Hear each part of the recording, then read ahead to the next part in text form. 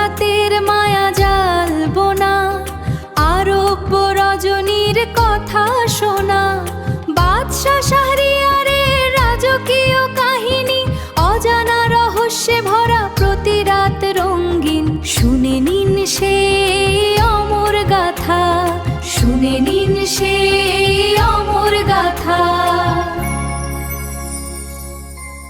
শুরু করছি কথা ফ্রেম মাল্টিমিডিয়া আয়োজিত আরব্য রজনী 1001 গল্প সমগ্রের প্রথম খণ্ডের প্রথম গল্প বাদশা শাহরিয়ার পর্ব 2। কিন্তু শাহজামানের মুখে কোনো হাসি নাই। বিষাদের ছায়া নেমে এসেছে তার দেহে, মনে। বড় ভাইয়ের আনন্দে তাল দিতে পারল না সে। কোনো রকমে হুঁ না গলে কথার জবাব দিতে থাকল।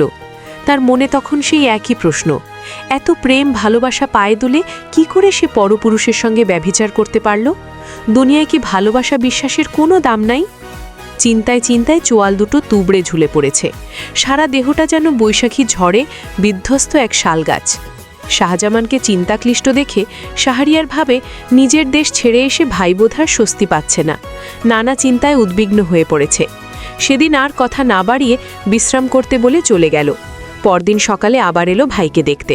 দেখল সেই একই অবস্থা, খানাপিনা প্রায় করেনি বললেই চলে। শাহরিয়ার জিজ্ঞেস করল, কি হয়েছে তোমার ভাই? কাল থেকে লক্ষ্য করছি তুমি ভীষণ চিন্তিত।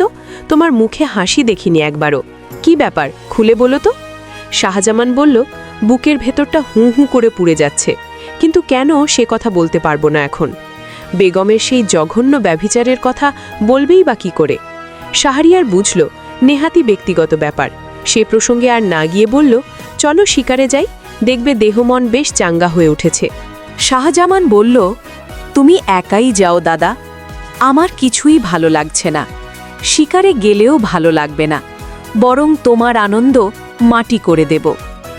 শাহরিয়ার আর ঘাটাঘাটি করল না তাকে। একাই বেরিয়ে পড়ল শিকার সন্ধানে।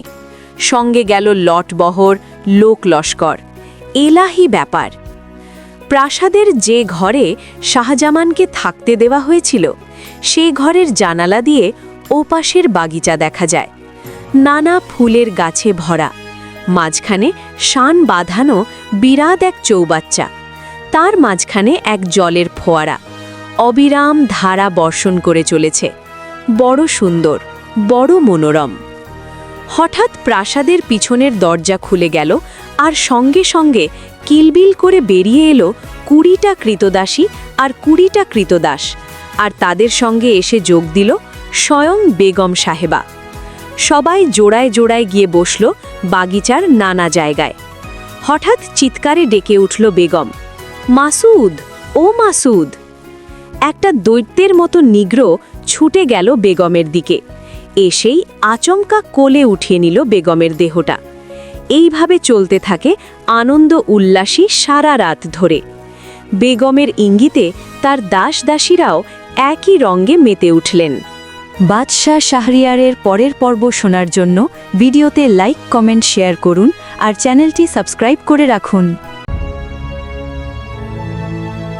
প্রাচীন আরবের বুকে আরব্য রজনীর কথা, বাদশা শাহরিয়ারের রাজত্ব শুরু হলো মহাগাথা।